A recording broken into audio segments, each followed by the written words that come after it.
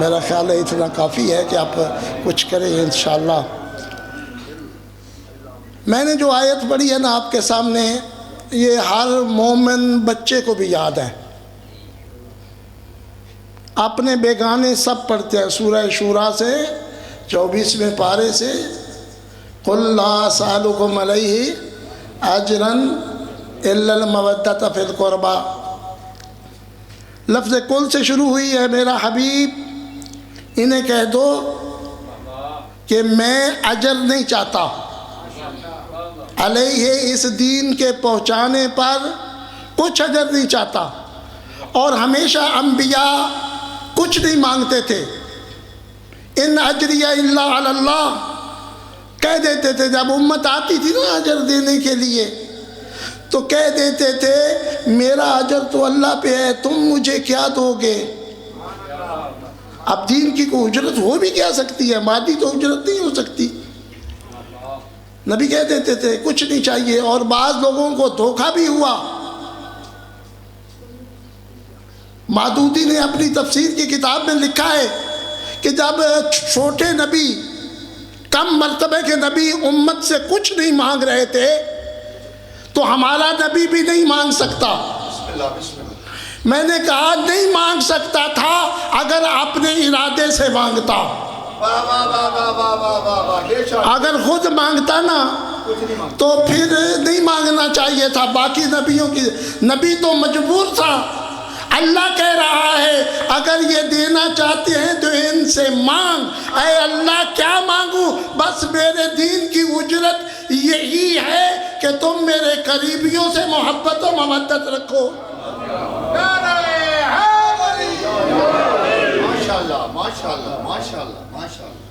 محبت اجرت، یہ دین کی اجرت ہے۔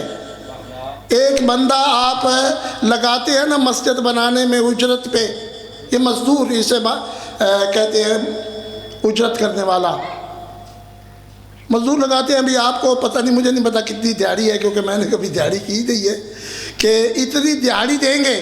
آپ نے کروڑوں روپے مسجد پہ لگائے، اب کروڑوں سے کم تو مسجد نہیں بنتی نا، کروڑوں لگائے آپ نے مسجد پہ، ایک دن کی دیہڑی کے پیسے ایک مزدور کو نہ دیے، کسی فقیہ، کسی مفتی، کسی عالم سے پوچھ لیں کیا میری اس مسجد میں نماز ہو جائے گی؟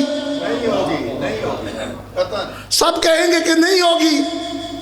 اس پہ کوئی فرقہ بندی نہیں ہے۔ مزدور کی مزدوری نہ دینے سے تیری نماز چاہے تو کروڑوں لگا چکا اس مسجد پہ نہیں ہوتی، اس مسجد میں نہیں ہوتی۔ ذرا پوچھ تو صحیح، دین کی اجرت ہے محبت آل محمد۔ تو اگر یہ اجرت ادا نہیں کرے گا، دین میں نماز بھی ہے، روزہ بھی ہے، حج بھی ہے، زکوٰۃ بھی ہے، لا الہ الا اللہ بھی ہے، محمد الرسول اللہ بھی ہے۔ اگر اجر نہیں دے گا، نہ لا الہ الا اللہ کا فائدہ ہے، نہ نماز کا فائدہ، نہ روزے کا فائدہ ہے۔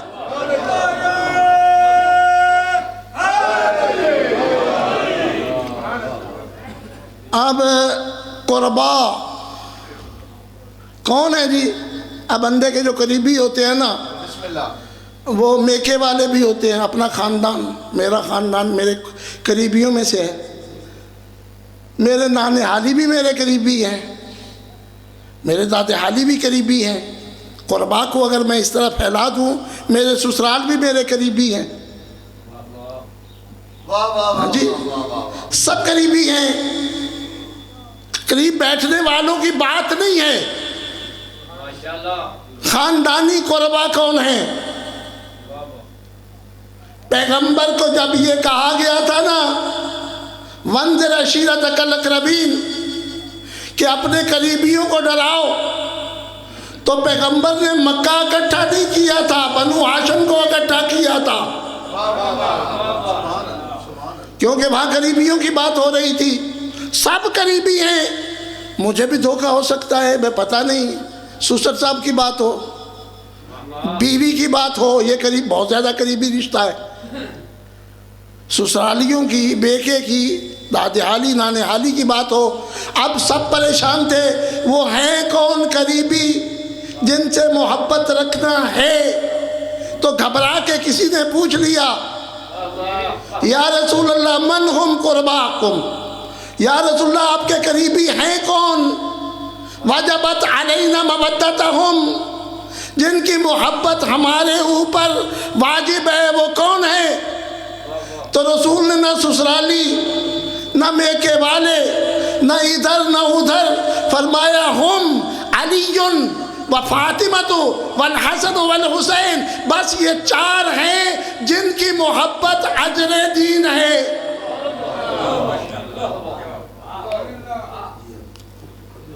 اب مختصر کروں، میں پتہ نہیں کتنا پڑھنا ہے میں نے، تاکہ ذاکر آ جائے تو میں مضمون کہیں آدھے ہی نہ چھوڑ کے چلا جاؤں. جس سے آپ محبت کرتے ہیں نا، محبت کے کچھ اصول ہیں، اور محبت کا سب سے پہلا اصول یہ ہے کہ من احب شیئن اکثر ذکرہ، جو کسی سے محبت کرتا ہے نا اس کا ذکر زیادہ کرتا ہے. جو کسی چیز سے بھی محبت کرتا ہو، کوئی شرط نہیں ہے. لوگوں نے کتے پالے ہوئے ہیں، اس کے میرا کتا یہ کر دیتا ہے وہ کر دیتا ہے، کتے سے محبت ہے تو پالا ہے نا. میں ایک مجلس میں کہیں محرم پڑھ رہا تھا تو میں نے کہہ دیا کہ یہ خدا اس کو سزا دیتا ہے کہ کتے پالے جو نماز نہیں پڑھتا. وہ اللہ کے کام کا نہیں رہا تو اللہ نے کہا چلو تو کتے پال، نجس العہد کی خدمت کا. اور مجھے بانی جو تھا نا اس نے کتا پالا ہوا تھا.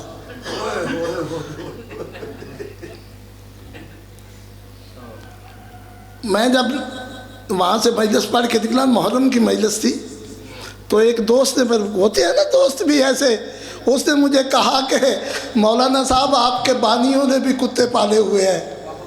میں نے انہیں کہا میں نے تمہیں کہا ہی نہیں، میں نے کہا ہی انہیں تھا کہ میں 10 دن سے یہاں رہتا ہوں، یہ نماز کی طرف نہیں آتے، تو یہ خدا نے سزا دی ہوئی ہے انہیں کہ میرے کام کے نہیں ہو تو چلو نجس العین پالو.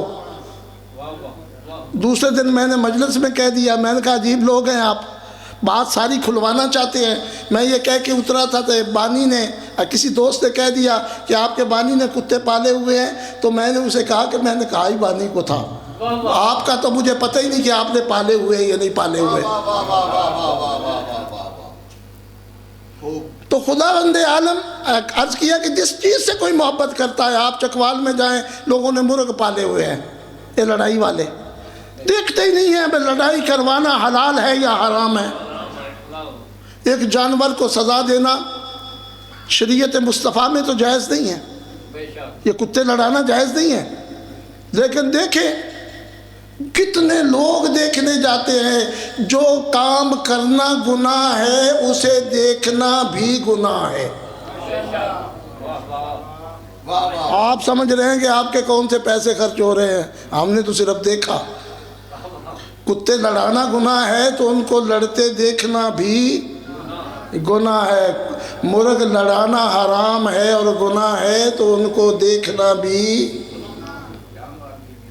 جانور کو سزا دے دیں، آپ بھلا چھرے لے کے آؤ نا، لگ سمجھ جائے. صلوات پڑھ لے محمد و آل محمد کی ذات کے پر. ناراض نہیں ہونا، یہ باتیں ویسے ہی بتاتا رہتا ہوں. یہ میرا فرض ہے کہ میں بتاؤں آپ کو کہ یہ کام حرام ہے. میں نہیں بتاؤں گا تو کون بتائے گا؟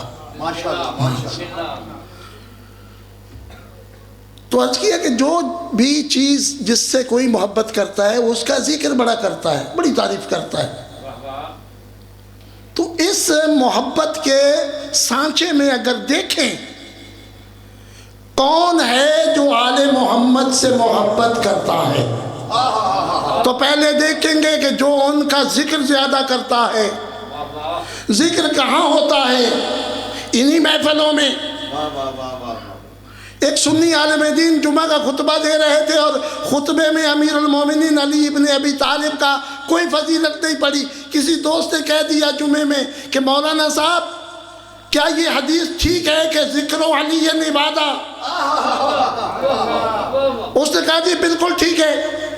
یہ صحیح حدیث ہے کہ علی کا ذکر کرنا عبادت، ذکر کے لیے ضروری نہیں ہوتا عبادت کے لیے کہ بندہ مسجد ہی جائے، یہاں بھی یہ ذکر ہو سکتا ہے، تنہائی میں بھی ذکر ہو سکتا ہے، گھر کی محفل میں بھی ذکر ہو سکتا ہے، اپنے بچوں کے سامنے بھی ذکر ہو سکتا ہے۔ میں اس علی کا بیان کر رہا ہوں جو علی پیغمبر کا سگا بھائی ہے۔ یہ کہنا عبادت ہے یا نہیں ہے؟ تو آپ اپنے گھر میں کہہ سکتے ہیں، اپنے بچوں میں کہہ سکتے ہیں، تاکہ بچوں کو پتہ چلے کہ علی کی عظمت کیا ہے۔ تو مولانا صاحب نے کہا کہ علی کا ذکر کرنا عبادت ہے، تو اس نے برجستہ جواب دیا، قبلہ میں عرصے سے آپ کے خطبے سن رہا ہوں، آپ نے کبھی علی کا ذکر نہیں کیا۔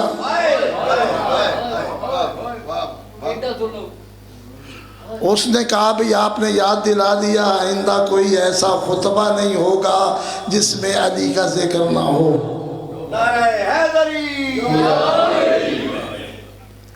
اب تو ہماری زبانیں بند کر دی گئی ہیں نا، کسی زمانے میں علی کا ذکر ہوتا تھا لیکن اچھے لفظوں سے نہیں۔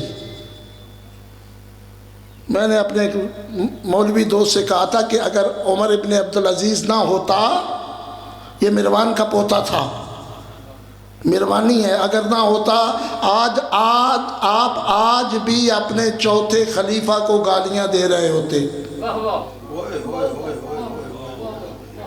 نہیں یہ کیسے ہو سکتا ہے؟ میں نے کہا وہ جو اس زمانے کے تھے نا لوگ مسلمان، وہ تو اس سے بڑے ایماندار تھے، صحابی تھے، تابعی تھے، ان کے سامنے یہ سب کچھ ہوتا تھا اور وہ خاموشی سے سنتے تھے، کیونکہ جو بولے گا اس کی زبان کاٹ دی جائے گی۔ کئی لوگ مرے ہیں، ایسا نہیں ہے کہ مرے نہیں ہیں، لوگ مرے بھی ہیں، شہید بھی ہوئے، لیکن ایک رواج چل نکلا تھا۔ تو لوگ بعد میں پوچھتے تھے کہ علی بھی مسجد جاتے تھے۔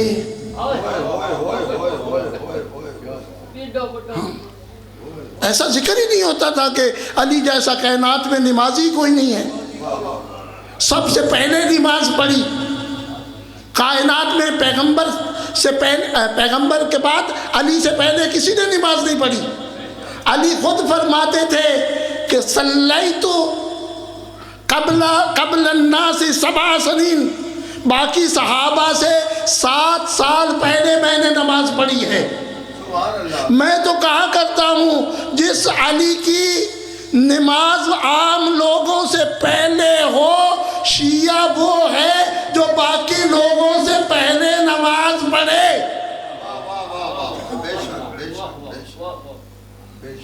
نہیں پڑھتا تو پتہ نہیں پھر وہ کس کا شیعہ ہے، معذرت کے ساتھ۔ تو بہرحال جس کا ذکر کرتے ہیں، جس سے محبت کرتے ہیں، اس کا ذکر کرتے ہیں۔ ذکر کے لیے نہ تو مجمع چاہیے، نہ بانی چاہیے، نہ اسٹیج چاہیے، اور نہ ہی پیسے چاہیے، کچھ نہیں چاہیے ہوتا۔ حضرت ابو ذر غفاری جو مجلس پڑھتے تھے نا، چند لفظوں میں پڑھتے تھے، ہمیں تو بڑا لمبے مضمون آپ دیتے ہیں نا، اتنے گھنٹے پڑھنا ہے، وہ چند منٹ کی مجلس پڑھتے تھے اور کہا کرتے تھے، اور شام جیسے شہر میں کھڑے ہو کے کہا کرتے تھے کہ پہلے ہم تعارف کرواتے ہیں نا، شاہ صاحب نے میرا تعارف کروا دیا، کچھ لوگ ویسے ہی آپ جانتے ہیں۔ تو شام میں حضرت ابو ذر کو کوئی نہیں جانتا تھا، وہ جہاں کھڑے ہوتے تھے پہلے اپنی طرف متوجہ کرتے تھے، ایھا الناس انا جندب ابن جنادہ، پہلے مجھے سن لو، جان لو کہ میں جندب ابن جنادہ ہوں، ابو ذر الغفاری، اور میں معروف ہوں ابو ذر کے نام سے، صاحب رسول اللہ، میں صحابی رسول ہوں، رسول کو نہ دیکھا ہو تو آنکھیں اندھی ہو جائیں، رسول سے نہ سنا ہو کان بہرے ہو جائیں۔ رسول نے فرمایا تھا علی خیر البشر من عبا فقد کفر، پیغمبر نے صحابہ کی محفل میں فرمایا تھا علی سب سے بہترین بشر ہے اور جو اس کا انکار کرے وہ کافر ہے۔ نعرہ حیدری، ماشاءاللہ۔ کتنی لمبی مجلس تھی جی، مختصر سی مجلس، اور فضائل بھی پڑھ دیے اور پیغمبر کا فرمان بھی سنا دیا اور ذکر بھی کر لیا۔ دشمن نے تلوار نکالی۔ علی سردار زمانے دائے دنیا اندھی کوئی اچھا، نور وچ خاک ملا دیونا، اے دانش مندی کوئی کوئی نہیں، نہیں، کوئی ہم سر جن سامنے آوے میری یار پابندی کوئی نہیں۔ تائی شیعہ پیر علی چنیا ادھے باج بلندی کوئی نہیں۔ بے شک نعرہ حیدری، نہ کوئی فیس لیتے تھے، نہ کوئی لنگر کا مطالبہ تھا، نہ کوئی وقت کا مطالبہ تھا، دشمن کے دربار جو ذمہ داری تھی وہ پوری کر رہے تھے۔ اہل بیت کو فضائل کو پہنچانا ہر محب کی ذمہ داری ہے، یہ کسی ذاکر خطیب کی ذمہ داری نہیں ہے، کیونکہ صرف ذاکروں اور خطیبوں اور مولویوں کے ذمے نہیں ہے کہ وہ آل محمد سے محبت کرتے ہیں۔ جو لا الہ الا اللہ محمد رسول اللہ پڑھتا ہے اس کی ذمہ داری ہے کہ وہ اہل بیت کا ذکر اس طرح کرے کہ پتہ چلے کہ یہ بندہ آل محمد سے محبت کرتا ہے۔ آپ سب کی ذمہ داری ہے، جتنا ذکر آتا ہے اتنا کرے۔ آپ جتنا دین جانتے ہیں نا، آپ کی ذمہ داری ہے دوسرے تک پہنچائیں۔ آپ وضو کرنا جانتے ہیں تو اپنے بچوں کو، اپنے ساتھیوں کو وضو کرنا سکھائیں۔ آپ غسل کرنا جانتے ہیں تو دوسروں کو غسل سکھائیں۔ آپ نماز پڑھنا جانتے ہیں تو دوسروں کو سکھائیں۔ اگر آپ نے نہ سکھایا اور آپ کے سامنے کسی نے وضو غلط کر دیا، آپ ذمہ دار ہیں۔ پرسوں فیس بک کے اوپر ایک نوجوان وضو کر رہا تھا، یہ ہمیں آج کل بڑی عادت ہے لائیو چلانے کی، لائیو چلا رہا تھا اور وضو اس نے غلط کیا۔ اب یہ ایسی غلطی ہے کہ جس کا احساس نہیں ہے۔ وضو میں ایک ترتیب ضروری ہے کہ پہلے چہرہ دھوئیں، چہروں کو بھی اوپر سے نیچے کی، مذہب شیعہ کی بات کر، اوپر سے نیچے کی طرف ایسے گول بول ہاتھ نہیں پھیرے، اوپر سے نیچے کی طرف ترتیب ہے۔ یہ چہرہ دھونے کی یہ ترتیب ہے کہ اوپر سے نیچے، آپ ہاتھ دھوئیں تو اوپر سے نیچے۔ آپ نے جب چہرہ دھو لیا نا، اب یہ ترتیب ہے، اس کو دوبارہ ہاتھ نہیں لگانا، سمجھا جی؟ چہرے کو دوبارہ ہاتھ نہیں لگانا۔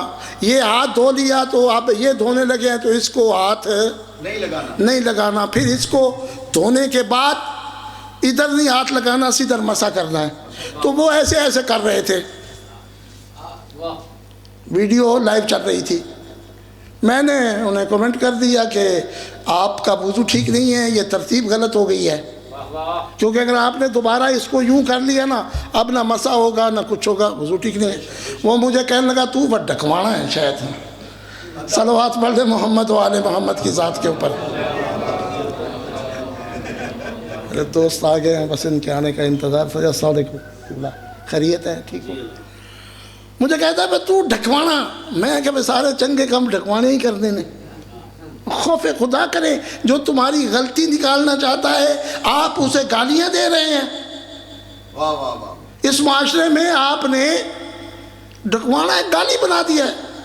جو بھی کہے کہ نماز پڑھا کرو ڈھکوانا، جو کہے روزہ رکھا کرو ڈھکوانا، جو کہے یہ کیا کرو، اچھے کام کیا کرو ڈھکوانا۔ اس کا مطلب ہے کہ آپ خود نادانستگی میں سارے چنگے کام ڈھکوانوں کو سونپ رہے ہیں اور آپ بری و ذمہ ہونا چاہتے ہیں۔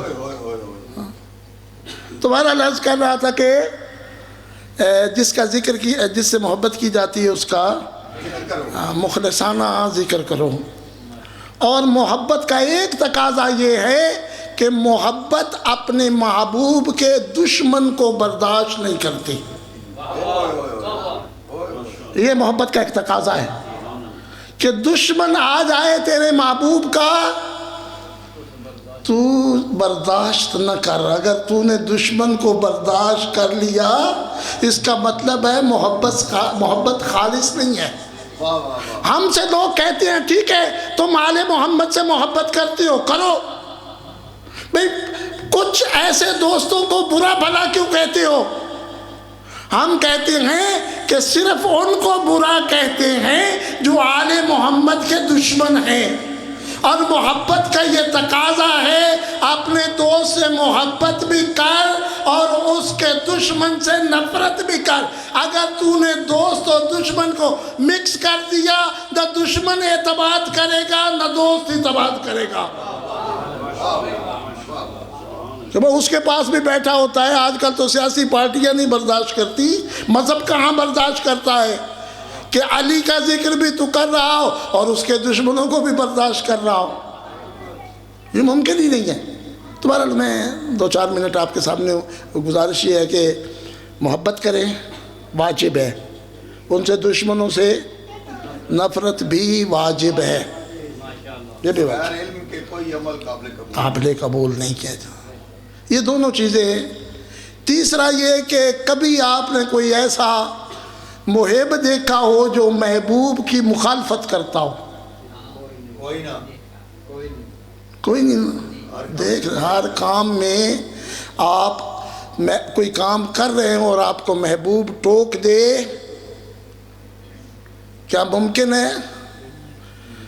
داڑھی رکھی ہوئی محبوبہ کے چنگی نہیں دگدی، ہے جرت نوجوان کی کہ وہ دوسرے دن منوا کے، بلکہ اسی وقت آپ نے حکم دیا ہے جی۔ ایک طرف خدا کا حکم ہے کہ داڑھی رکھو، یہ خدا نے عورت کو نہیں بنائی، مرد کی علامت اور نشانیوں میں سے ہے۔ بسم اللہ بسم اللہ۔ تیرے دین کی تو ادھر ادھر کی نہ کر۔ میں کہا کرتا ہوں چہاردہ معصومین میں سے جناب سیدہ کو نکال کے ایک بتا جس نے داڑھی نہ رکھی ہوئی ہو۔ تجھے کیا ضرورت ہے قرآن سے ڈھونڈے؟ مرد کا زیور ہے۔ تجھے کیا ضرورت ہے کہ تو پوچھے قرآن میں ہے کہ نہیں ہے؟ قرآن میں تو نہ نماز میں ہاتھ باندھنے کا ذکر ہے نہ کھولنے کا ذکر ہے، تو کرتا نہیں ہے، کوئی باندھتا ہے کوئی کھولتا ہے، تو اس کا مطلب یہ ہے کہ تو قرآن کے علاوہ بھی بہت ساری باتیں مانتا ہے۔ قرآن میں نہیں بھی تب بھی داڑھی تو تیرے معصومین کی سنت ہے، واجب ہے، مذہب شیعہ میں تو واجب ہے، چھوٹی چھوٹی رکھ لے، کوئی ضروری نہیں کہ وہ مولوی بنے۔ شاہ صاحب کی داڑھی کہلائے گی، اس کو کوئی نہیں کہے گا کہ انہوں نے حرام کیا ہوا ہے، ہاں اس سے چھوٹی ہو جائے گی۔ بعض اوقات ایسے ہوتا ہے کہ وہ ایک عالم دین کہہ رہے تھے کہ شیشے کے سامنے نوجوان بیٹھتا ہے، پہلے شیشے سے پوچھتا ہے اچھی لگ رہی ہے کہ نہیں، شیشہ کہے کہ اچھی لگ رہی ہے تو ٹھیک ہے، اگر وہ کہتا نہیں ہے اچھی نہیں لگتی تو اسی وقت بدائی کو کہتا ہے صاف کر دے، تجھے اللہ کی بات کی پرواہ نہیں ہے، شیشے والی بات کا تجھے یقین ہو گیا ہے۔ تو بہرحال عرض کر رہا تھا کہ محبوب جو ہوتا ہے محب اس کا مطیع اور فرما بردار ہوتا ہے، جو فرما بردار نہ ہو، آپ محبوب کی ایک بات نہ مانیں، دوسرے دن جائیں وہ کہے گا جی محبت آپ کی کھری ہے ہی نہیں۔ کیوں جی؟ اس لیے کہ میں نے کل تجھے کہا تھا کہ یہ کر کے آنا اور تو نہیں کر کے آیا۔ خواتین کو عموماً داڑھی سے چڑ ہوتی ہے، ہمارے بھائی تو جانتے ہیں، ہمارے وہاں سیالکوٹ میں کہ چائلڈ اسپیشلسٹ تھے، دوست تھے ہمارے بڑے اچھے نمازی۔ میں پہلے گیا وہاں تو رمضان آ گیا، رمضان میں تھوڑی سی تبلیغات زیادہ کر لیتا ہوں صبح و شام، ویسے تو تبلیغ کا کوئی وقت نہیں ہوتا لیکن چلو جس نے نمازی پھنسے ہوں کوئی گل کر لی، تو صبح میں نے کچھ ذکر کر دیا کرتا تھا، تو وہاں میں نے تقوی کی بات کی کہ علی ہے امام المتقین اور ہم ہیں متقی، تبھی وہ ہمارے امام ہیں، ہم اگر متقی نہیں ہیں تو وہ ہمارے امام تو نہیں ہے نا، بے شک متقیوں کے امام ہیں، یہ ہم ہر روز اعلان کرتے ہیں اذان میں، اقام امام المتقین ہے، متقیوں کے رہبر اور رہنما ہیں۔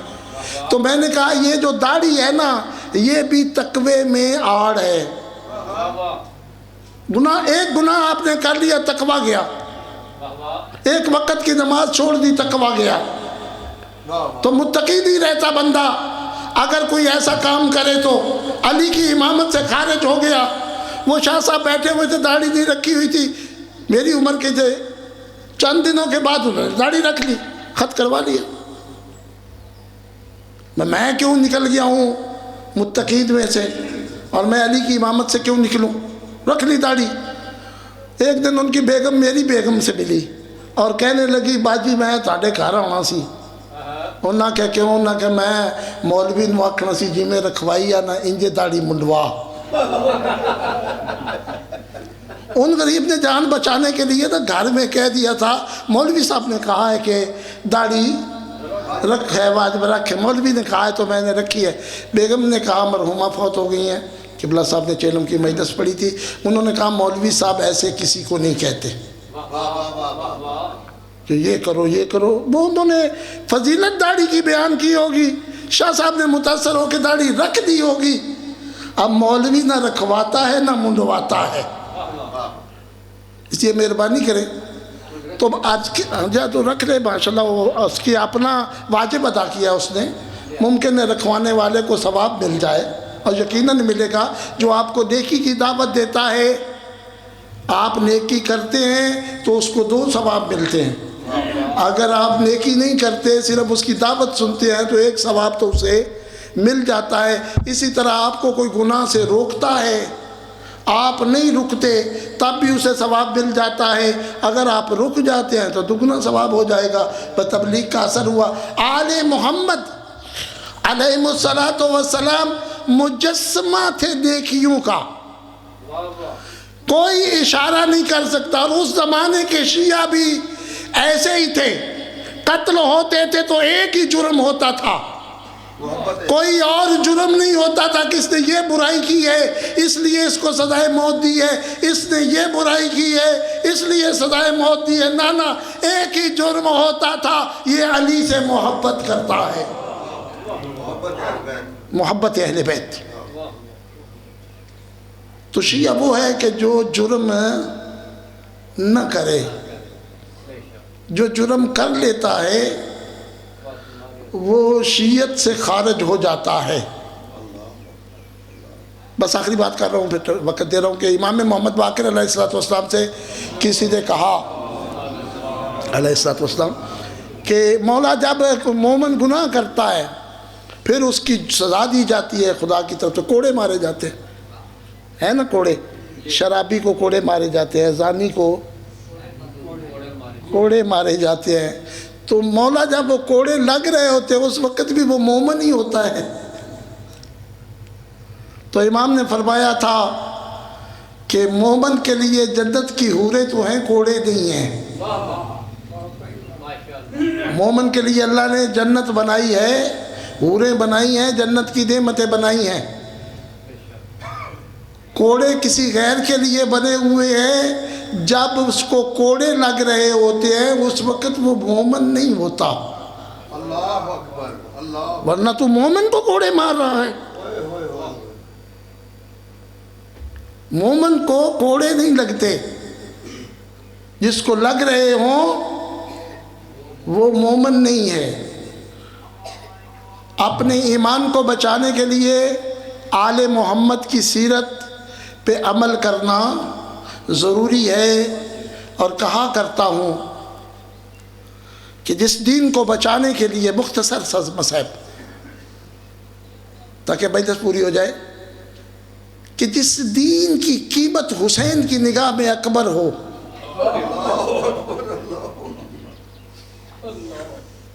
جس دین کو بچانے کی قیمت حسین کی نگاہ میں اصغر ہو، جس دین کی قیمت حسین کی نگاہ میں عباس کے بازو ہوں، جس دین کی قیمت حسین کی نگاہ میں زہرا کی بیٹیوں کی چادریں ہوں، جب کوئی مومن اس دین کی مخالفت کرتا ہوگا حسین پہ کیا گزرتی ہوگی۔ ایک